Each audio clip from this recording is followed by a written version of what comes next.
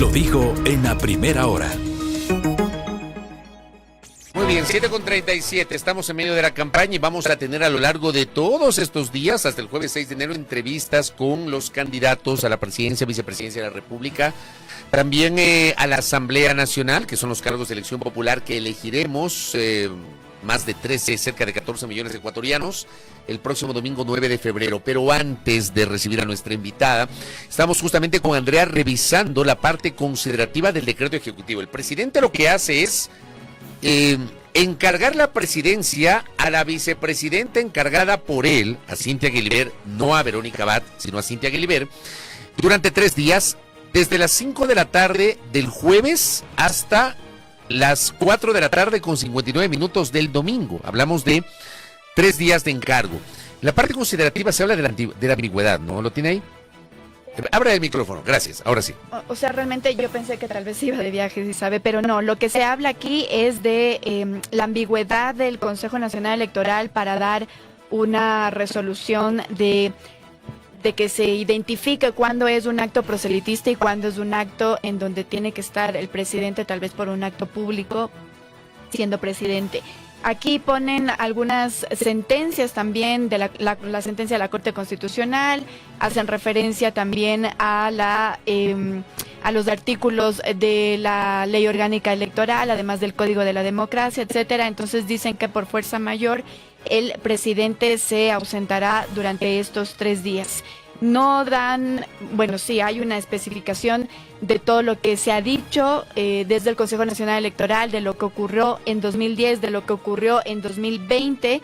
Ellos dicen y reiteran que no se establece, o más bien que se establece que la facultad de solicitar o no licencia para optar por una candidatura de reelección va de la mano de la responsabilidad política y democrática que tienen las autoridades públicas en el ejercicio de sus funciones, puesto que al existir prohibiciones para utilizar bienes y recursos estatales para la campaña, ellos tienen la obligación constitucional de cumplir la labor que el soberano les encomendó. Bueno, es largo el decreto, ¿no? Es largo, pero sí, dan sobre todo ambigüedad del Consejo Nacional Electoral por el tema de si se podría o no considerar campaña o acto proselitista a un acto del presidente.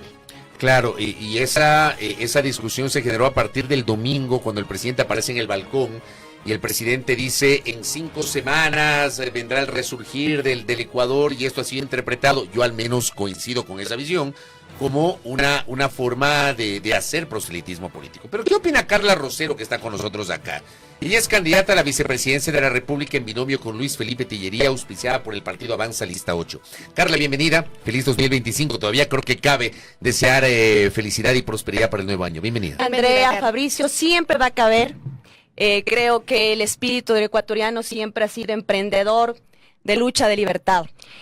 Quisiera iniciar esta entrevista planteando 3 escenarios reales y que pues el ciudadano pueda analizarlos. Primero, pues yo ya llevo más de 20 años trabajando en seguridad y entiendo la criticidad y la preocupación de qué va a pasar en este 2025. Pero ese objetivo mayor de evitar que la delincuencia organizada corone y realmente se adueñe de lo que implica el Estado en su conjunto, también tiene que tener legitimidad en las acciones que hoy por hoy pues se pueden ejecutar. En nivel de moral, en nivel de consecuencia, de resultado, en nivel de procedimiento, uso estricto de la ley. Y ahí viene mi segundo análisis. Mira que el día de ayer Luis Felipe Tellería puso una denuncia en el contencioso electoral y ustedes acaban de comentar. Y es de manera sencilla, hay que analizarla de una manera práctica. ¿Cómo voy a delimitar el uso de función? Que es una responsabilidad, porque por eso votan por nosotros, una responsabilidad del Ejecutivo frente a obras, frente a operación, pero eso no se debe hacer en tiempo de campaña, tuvimos 1 año para hacerlo. ¿Cómo voy a diferenciar como ciudadano aquello que estoy haciendo por campaña y aquello que estoy haciendo por mi función de ser, que es ser presidente de la República? Y una cosa más práctica, esto debe estar encaminado, como vuelvo a insistir, a la moralidad, tiene que estar encaminado a la consecuencia técnica, a la consecuencia de procedimientos, a una línea específica. Si mañana, por ejemplo, voy a entregar un hospital, esto es por obra o por el tema de campaña. Si mañana yo doy, y obvio, yo defiendo mucho la legitimidad de la fuerza. Es importante el control específico, es importante la valoración de las Fuerzas Armadas y de la policía. Pero en tiempo de campaña, devolver algo que le quitaron, que es suspensiones jubilares, el entendimiento de lo que en algún momento fueron las empresas del holding DINE, y hoy por hoy, decir que eso es importante. Fabricio, Andrea, ciudadanos, ¿eso es coherente en este tiempo? ¿Usted cree que lo del domingo, y lo mencioné justamente al saludarle, Carla, cuando el presidente aparece en el balcón de Carondelet, ojo, José de la Gasca, el ministro de Gobierno, tiene otra lectura, él dice que no es campaña, que no fue una actividad proselitista, que fueron ciudadanos que se concentraron en los exteriores de Carondelet para apoyar al presidente, porque supuestamente la asamblea la noche del sábado pretendía dar un golpe de Estado, cosa que finalmente no ocurrió. El presidente aparece en el balcón de Carondelet en un discurso de menos de 3 minutos, y entre otras cosas dice esto, ¿no? Que en 5 semanas va a resurgir el país, etcétera. ¿Usted cree que fue un acto proselitista lo del domingo? ¿O es un acto político, porque todo es político, pero no necesariamente proselitista? ¿Cuál es su lectura sobre eso? Ese es el problema, mi estimado Fabricio. Si estamos en tiempo de campaña, ya inició la campaña, y yo, como presidente de la República, menciono, ejecuto, digo algo, por favor, por eso se debe cumplir el artículo 93 del Código de la Democracia, es claro. Esto independientemente del papel político que podamos tener nosotros los candidatos. Uno tiene que salir de la condición actual para evitar justamente que haya esa confusión, mi querido Fabricio, pero a mí no es confusión alguna. Tú cuando estás en forma de moral, de consecuencia con las acciones, de coherencia de la parte técnica, cumplimiento estricto de la ley, dices, bueno, ¿sabe qué? Independientemente que sea una reelección de los 4 años, 1 año, soy coherente con ello, soy formal con ello. La democracia debe resetearse, es lo que nosotros proponemos. Porque luego hay estas confusiones que tú acabas de mencionar, Fabricio, en donde un acto que se puede ver como un hecho político y no proselitista, en la práctica real, si el ciudadano dice, mira, está entregando una obra, o si el ciudadano dice, mira, está devolviendo lo que algún momento nos quitaron, mira, estoy haciendo esto, puede confundirse como una acción proselitista. Ese es el problema. Y vamos más allá, no solo en Ecuador, digamos que es para una alcaldía, digamos que es para un presidencial en otro país. Viene la misma lógica, Andrea, viene la misma lógica. Si yo estoy sentado desde el tema de gobierno y a la vez estoy candidato, ¿cómo va el ciudadano a diferenciar las acciones que estoy haciendo ya como proselitismo o no? Yo creo que, Fabricio, aquí hay un escenario real.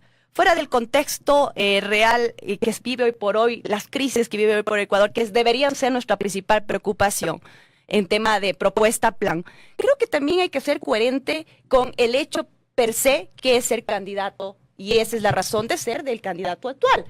¿Qué mejor? Y es por eso que Luis Felipe Tillería y Carla Rosero en el día de ayer pusieron esta denuncia. ¿Qué es lo que se pide? El derecho a participar y el derecho de ser elegido y elegir, pero bajo un marco de igualdad, un marco coherente en democracia y un marco coherente de ley. ¿Qué pasa si el Tribunal Contencioso Electoral, después de la denuncia que ustedes han presentado, no se pronuncia? ¿Qué acciones van a ustedes a tomar? Nosotros seguiremos con la formalidad que nos ha caracterizado, mi querida Andrea. Creo que como ecuatorianos, hoy por hoy, fuera del contexto que estamos viviendo, de esta crisis política, de esta crisis de seguridad, de esta crisis económica, el papel por el cual ciudadanos comunes, yo no soy nueva en el tema de opinión pública de seguridad. Y de hecho, bajo la lógica de lo que se está viviendo y se puede vivir en el 2025, por eso estamos participando, Andrea. Pero es también esa razón democrática por la cual nosotros ayer pusimos la denuncia. Porque la democracia se resetea con más democracia. Y esa democracia se hace en función de que haya igualdad en la propuesta, en el tema de campaña, en el tema de ser elegido y elegir bajo igualdad de condiciones. En la denuncia entonces se está pidiendo que se analice los actos que ha tenido el presidente hasta ahora, digamos, en este periodo, ¿no? De que ya inició la campaña. Y que se cumpla lo que indica la Constitución y la ley orgánica, que es el Código de la Democracia. Es un llamado de atención entonces, pero también para que se lo sancione. La sanción viene desde el lado de quien lo está revisando. Hay también que ser respetuosos y eso es algo que ya nos está dando en el Ecuador, el respeto de la institucionalidad de cada quien. El contencioso electoral analizará pues la denuncia, no fuimos los únicos, pero más allá de ello te decía, esto es un llamado de atención. Desde los ciudadanos a los ciudadanos, incluso nosotros, todos los políticos estamos participando. Creo que el país, te decía Andrea, vive 3 crisis, una crisis de seguridad, una crisis económica y una crisis energética. Estamos en esta contienda política hablando más de estos temas que de propuesta. Y eso es lo que ha hecho Carla Rosero y Luis Felipe Tillería. Estamos hoy en una crisis de seguridad. Carla Rosero es una persona muy conocida en el campo de la seguridad. Más de 20 años en seguridad. Entonces, ¿cuál es la idea nuestra? Proponer, resetear lo que estamos viviendo, pero también ser claros y coherentes con el papel desde los ciudadanos, que es que podamos ser elegidos y elegir, pero obviamente bajo igualdad de condiciones. Pasándonos a ese tema, entonces, Carla Rosero, entendemos, si es que llegase a asumir la vicepresidencia, estaría encargada específicamente de la seguridad. Otro tema importante en el quehacer político y en el debate público es el papel de la vicepresidencia. Es así, mira que hay 3 crisis, te decía Andrea, de inseguridad, una crisis energética y una crisis económica. Pues ya están definidos con claridad los papeles y planes. Carla Rosero ya lleva más de 2 años trabajando en un plan integral de seguridad. Mi papel como profesional de la seguridad, como experta en seguridad, como especialista en seguridad, como docente en seguridad, como técnica en seguridad, será justamente ese, ¿no? El poner en práctica un plan que ya lo venimos, pues, incluso lo hemos venido comunicando ya más de 2 años en algunos medios de comunicación nacional e internacional, que es el plan de artillería contra la pillería. Y no solo eso, Andrea. Te hablaba de una crisis energética. Carla Rosero es ingeniera del sector eléctrico electrónico. Formo parte del directorio del Colegio de Ingenieros Eléctricos Electrónicos de Pichincha. Ese es otro frente que pues Luis Felipe Tillería, en esta sinergia con Carla Rosero, pues me ha puesto como una responsabilidad mayor. ¿Qué mejor que una persona con conocimiento, con habilidad, con el plan y el procedimiento adecuado pueda ejecutar estas dos líneas de acción en el gobierno del 2025. O sea, usted está en el evento de que Luis Felipe Tillería y Carla Rosero como binomio ganen las elecciones, usted se encargará de estas 2 aristas. Así es, mi seguridad querido Fabricio. Y sector eléctrico. Sector eléctrico, sobre todo en el sector eléctrico y seguridad, esos 2 temas. A ver, empecemos por el tema seguridad. A usted, Carla, le conocimos y le hemos entrevistado en múltiples ocasiones pidiéndole un análisis sobre la situación de seguridad. Así es. Mañana, 8 de enero, se cumplirá 1 año de la declaratoria del conflicto armado interno. O sea, hace casi 1 año se dio esta irrupción en el canal de televisión TC en Guayaquil que provocó que el presidente declare el conflicto armado interno. 1 año después, primera pregunta, ¿sirvió de algo esta declaratoria? Y segunda pregunta, si ustedes se convierten en gobierno, ¿ratificarán el conflicto armado interno o derogarán ese decreto ejecutivo? Muy bien. Vamos por partes. La primera, es importante entender que las necesidades actuales, estratégicas, tácticas, operativas, demandan de plan y propuesta. Estimado Fabricio, y esto es contundente, necesitamos seguir haciendo operaciones en territorio. Y esas operaciones en territorio no solo deben estar enmarcadas por el uso procedimental de la policía, sino también, y ya Luis Felipe lo ha ido comentando, con unidades especializadas de inteligencia, con la gestión específica en territorio, con el control específico de lo que se llama el financiamiento al terrorismo y el lavado de activos, con el control en territorio y la operación conjunta de las Fuerzas Armadas. Ahí las aclaraciones del caso. ¿Por qué no se ha dado resultados en este año? Y es la pregunta que todos los ciudadanos nos hacemos, ¿no? Todavía siguen cerrando negocios, todavía hay muertes violentas, todavía hay condiciones. Es porque no se ha aterrizado la seguridad pública, la seguridad ciudadana. ¿Esto qué quiere decir? Nosotros en nuestro plan, estimada Andrea y Fabricio, hemos visto la necesidad, por conocimiento, de que, por ejemplo, nadie está hablando de la necesidad de juntas variales. Nosotros tenemos un proyecto de seguridad privada, de seguridad ciudadana, que involucra juntamente a los barrios. Se llaman juntas ciudadanas por calles, juntas ciudadanas por manzanas. Es entender el comportamiento realmente del crimen organizado. ¿Qué implica ello? El poder, por ejemplo, descentralizar las operaciones de la policía. Y yo hice este ejercicio y les había comentado en otra entrevista. Decía, mira, el delincuente usa motos. Son temas tan sencillos y prácticos que no se han ejecutado. Usa motos y cuando comete un ilícito, si la policía está en un vehículo, ¿cómo va a hacer operación específicamente para detención de esos delincuentes? Y la mayor parte de delincuentes usan motos. Son temas prácticos, operativos y tácticos, Fabricio. Nuestro plan tiene esa línea a corto plazo. ¿Por qué? Porque si yo dispongo de mayor habilitación para temas operativos, uso de motos, procedimientos más descentralizados. Mira que si hay un caso en Zamora, tiene que volver centralizadamente a analizarse acá en Quito para luego poderse resolver. Son temas prácticos que deben ejecutarse. Segundo, es un tema ya de fondo.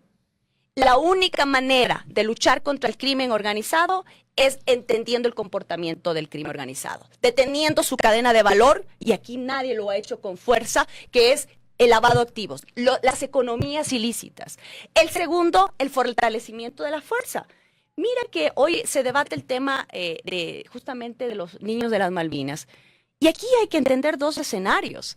Es el uso legítimo de la fuerza y efectivo, pero también las condiciones específicamente sobre los niños.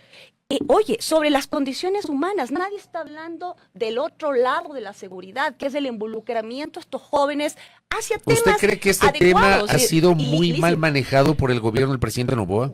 Yo estuve en una entrevista en NTN 24 y yo les decía lo siguiente. A este caso hay que analizar en tres partes.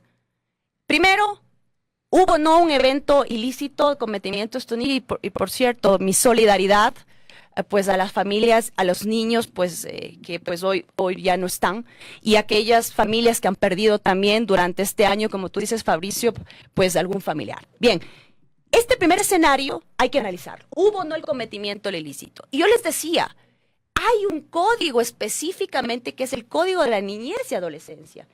Y procedimentalmente el Código de la Niñez y Adolescencia, ¿qué te dice, estimada Andrea y Fabricio? Que ante un hecho específicamente donde hay niños y adolescentes debe respetarse. ¿Y qué involucra ello?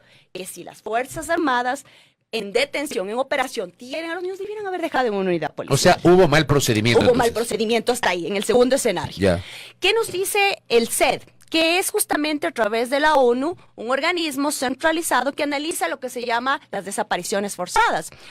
Yo hice una investigación por el 2006, si no me equivoco, que era justamente de la toma de rehenes, secuestro y justamente desaparición. ¿Y qué me dice el CED?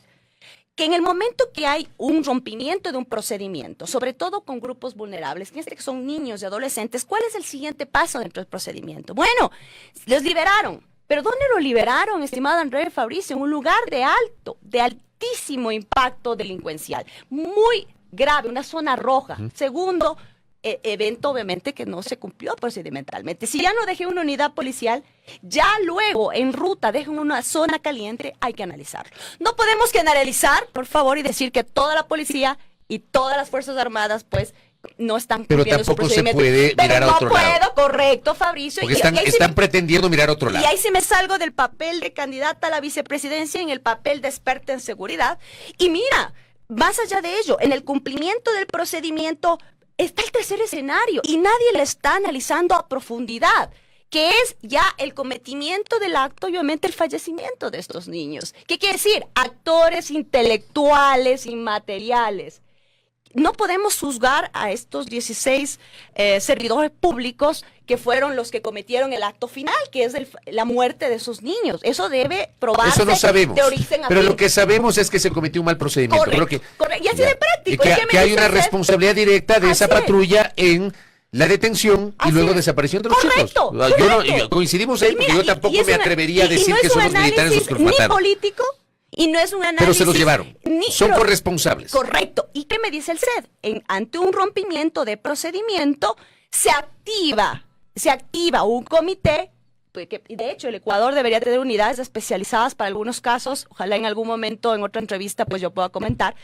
¿Y qué te dice el CED, el comité Analicemos de origen a fin, con el control de evidencias, con la protección específicamente a familiares, incluso a las personas, porque hay también el del legítimo derecho a la defensa, ¿no es cierto? Pero de que hubo un procedimiento inapropiado, Fabricio, no se cumplió al no haber entregado una unidad policial. Antes de que le pregunte a Andrea, para no desviarte, Claro.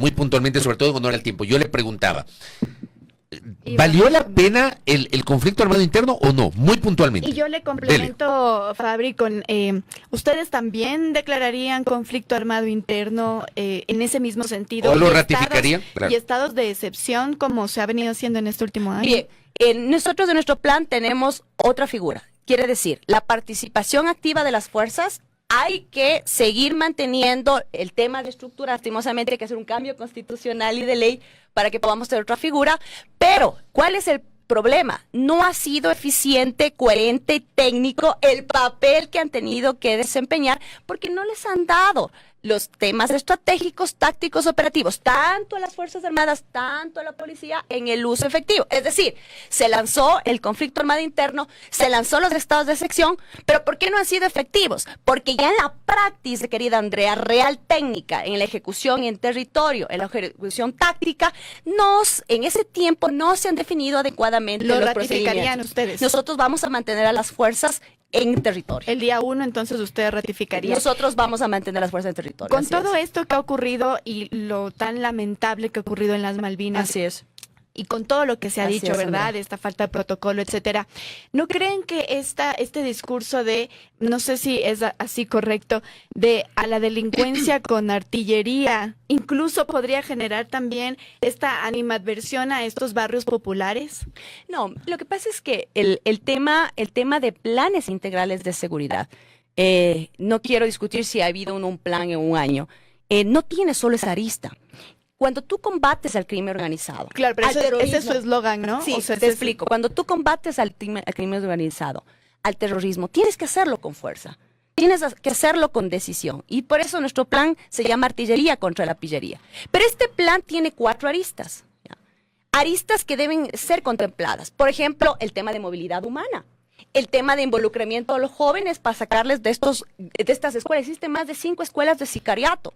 Sacarles de esta y darles lo que nosotros llamamos nuestro plan de emprendimiento, nuestra búsqueda específicamente de generación de jóvenes que tengan amor patrio. Por eso nuestro plan tiene la segunda arista, que es, si yo a los jóvenes no quiero que estén ahí, tengo que involucrarles. Nosotros creemos que debe volver lo que nosotros llamamos el servicio militar, ¿no es cierto?, en los jóvenes, en los niños, la premilitar, que de alguna manera en los jóvenes me permita estructurar ese amor patrio que lo estamos perdiendo por estos grupos delincuenciales que con facilidad están captando.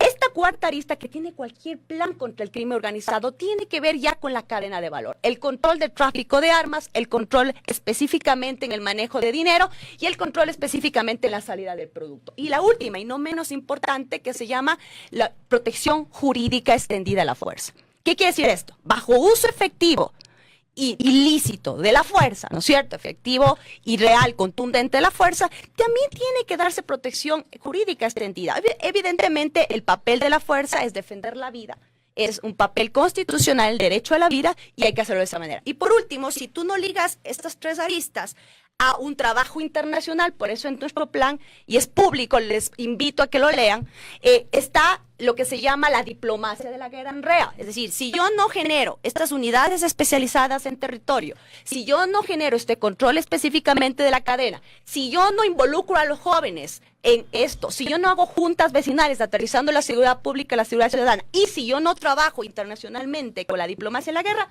no se cumple en plan. Y eso es lo que está pasando. No es la declaración de un estado de excepción o no, es la toma de decisiones técnicas con un plan en territorio, con una línea pública y seguridad privada. Ahí es cuando funciona. Si no, ¿para qué saco a las Fuerzas Armadas? ¿Para que pase lo que está pasando? No. Correcto, Carla. Ese es el tema. En honor al tiempo, lo otro que usted nos comentaba, que usted manejaría, sería la parte eléctrica. Acabamos, digamos, de enfrentar unos 3 meses muy complejos con racionamientos que llegamos hasta 14 horas. Hoy estamos con luz. No se ha vuelto a hablar del tema en estos días, en estas semanas, pero ¿qué proyecciones hay para lo que se viene? ¿Cómo ve usted lo que ha hecho el gobierno y qué harían si llegan al poder? Bien, Tú lo dijiste, hoy hay luz porque pues hay agua, ¿no? El problema, ¿por qué se da este tema? Porque el 80% de la capacidad instalada en Ecuador es hidroeléctrica y tiene un compendio de termoeléctrica, pero que ya son plantas de generación de hace 30 y 40 años, mi estimado Fabricio. ¿Cuál es el planteamiento nuestro en el tema energético? Hay 3 cosas que son indispensables. Nosotros hace un año, yo soy parte del director del Colegio de Ingenieros Eléctricos y Electrónicos, propusimos hacer 3 cambios de fondo en el sector eléctrico. El primero, la matriz energética debe ser actualizada. Mira, solo Colombia, Andrea, Fabricio, ciudadanos, tiene participación privada en el sector eléctrico. ¿Por qué tiene la capacidad de incluso vender en el mercado spot de Ecuador? Porque no solo tiene capacidad pública en capacidad instalada en generación, sino eléctrica. Otro problema real es el tema de mantenimiento. No ha habido un plan de mantenimiento correctivo, preventivo, predictivo, que debió haberse hecho hace más de 1 año y medio, sobre todo al sistema de generadores, motores, y en este caso, grupo electrógeno en los sectores estratégicos, sobre todo en la parte eléctrica y en la parte de generación. El tercer punto importante de nuestro plan justamente es eso, es la actualización a la matriz energética. Hemos hecho una estructura que se llama amplificada de corto, mediano y largo plazo, definiendo cuáles proyectos, por ejemplo, puedo yo tenerlos eólicos, geotérmicos, maremotriz, lo que se llama eólica unificada. Hemos hecho una clasificación de proyectos. De hecho, con la virtud de que Luis Felipe es concejal en Londres, único ecuatoriano y concejal en Londres, hemos podido ya definir incluso el plan de financiamiento para 3 de ellos. ¿Por qué, mi estimado André Fabricio?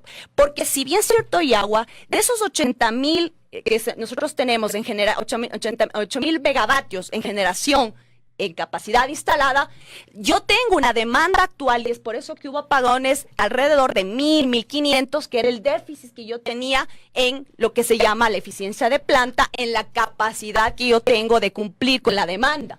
Entonces, ¿qué hemos hecho nosotros con un estudio técnico, de hecho aterrizado desde el punto de vista técnico? Hemos definido qué parámetros deben ser en mantenimiento, qué líneas de aplicación deben manejarse para nuevas plantas de generación en otros que se llama, que son no convencionales. Y tercero, que no es menos importante, es cómo voy a hacer las compras al mercado. Pues, ¿sabe qué hace Colombia? ¿Sabes qué hace Chile? Ecuador es el único que no tiene participación privada. Le decíamos, nosotros fuimos a Riobamba, ahí fue en la inauguración de nuestra campaña, y decíamos, mira, todas estas hectáreas, ¿de quién es? De ustedes como privado. ¿Por qué no podemos poner una planta eólica y que haga autogeneración? El problema es la ley. Cuando se generó el mandato 15, ¿no? El mandato 15 en el 2008, si no me equivoco, ¿qué pasó? En el mandato 15 se estandarizaba un tarifario. El tarifario estandarizaba las tarifas de pago para proveedores del sector eléctrico. ¿Y qué pasa? La tarifaria en ese momento era 8 y hoy por hoy son 8 centavos hora. Si yo quiero poner una eólica unificada, si yo quiero tener una eficiencia de planta que me genera esta de unos 70-80% o una eólica que me genera una eficiencia de planta de unos 30-40%, ¿qué necesitaría? ¿Qué necesitaría en este contexto? Que haya esa resiliencia y que, por ejemplo, si un privado quiere invertir, que venga. No podemos hacerlo porque quiere invertir y dice, pero ¿cómo me vas a pagar 80 centavos hora si mi proyecto, el retorno a la inversión son más de 15 centavos hora? Y ese es el problema que tiene Ecuador. Entonces nosotros vamos a hacer cambio de ley, de norma. Hay que trabajar en el cambio constitucional, que ya lo ha puesto Luis Felipe. Y tercero, ¿qué hace Colombia? Miren a lo que llegamos. Y los ciudadanos no se enteraron. Colombia decía, bueno, como tienes déficit, yo te pongo. En mi línea de transmisión, que es Yamondino, ¿no es cierto? Pomaski, yo te puedo poner hasta 300 megavatios, 400, más de eso no puedo. Pero a mi tarifario. Imagínense a lo que llegamos en el tema de la crisis. Decía, hoy te cobro 30 centavos, mañana te cobro 45, pasado mañana te cobro otro valor. Entonces, eso ¿se puede dar otra vez? Sí se puede dar, Fabricio, si hay otra vez una déficit de agua, porque no hemos podido resolver desde el fondo, que es características técnicas propias del sector eléctrico. Carlos, usted va a asistir este fin de semana al debate de los vicepresidentes, candidatos a vicepresidentes.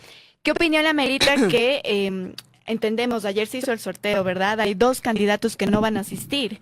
Me parece que es Galo Moncayo y María José Pinto, ¿verdad? Así es. ¿Qué opinión le amerita su ausencia ahí? Bien, primero creo que es un hito, mi querida Andrea, porque es la primera vez que se va a dar un debate vicepresidencial. Segundo, creo que es importante, será un momento ciudadano, democrático, en donde el ecuatoriano va a poder escuchar a los candidatos y candidatas, ver su perfil, propuesta y plan. Crisis energética, crisis de seguridad, crisis económica. Dos, me apena, porque es un espacio de participación e justamente se dividió en 2 bloques. Yo asistí el día de ayer a Guayaquil y en mi bloque estaba la candidata presidencial. Es el primer bloque. Es el primer bloque, el bloque va a ser a las 7 de la noche y pues vamos a tener ese atril vacío. Vamos a tener ese atril vacío. El ciudadano pues podrá evaluar, podrá analizar la propuesta. Y otra cosa importante, siendo un evento tan histórico, el día de ayer pues se nos comentó que no van a estar medios públicos. TC Televisión no va a transmitir. Se nos comentó eso el día de ayer. Yo hago un llamamiento. Esto también es democrático. Hoy por hoy una crisis entre presidencia y vicepresidencia. ¿Qué mejor y democrático? ¿Qué mejor reseteo del sistema? Que haya un espacio donde los candidatos, hubiera sido ideal que estén todos, mi querida Andrea, no lo van a estar. Y segundo, que sea transmitido a nivel nacional. ¿Por qué le restamos importancia, por ejemplo, a un debate vicepresidencial? Si en el caso que no esté presidencia, debería estar un vicepresidente. Esa es la lógica, ¿no? Esa es la lógica. Entonces, hay que conocer a los candidatos. Lastimosamente no van a estar. Y de lo que nos comentaron el día de ayer, lastimosamente no van a participar medios públicos. Yo hago un llamado. Esto es democrático. Es necesario que haya la participación. Van a estar medios privados. Agradecemos justamente esa iniciativa también del sector privado, de la academia, porque esto fue organizado por la academia. No es obligatorio, hay que reconocer las cosas, hay que decir cómo son, pero sí es un espacio donde nos podían escuchar y obviamente participar los ciudadanos. Correcto. Carla, gracias por el tiempo. Mucha suerte en la campaña. Muchas gracias. Carla Rosero, candidata a la vicepresidencia de la República por Avanza Lista 8, mi binomio con Luis Felipe Tellería, aquí en A Primera Hora. Primera Plana. Todas las noticias, todas las voces.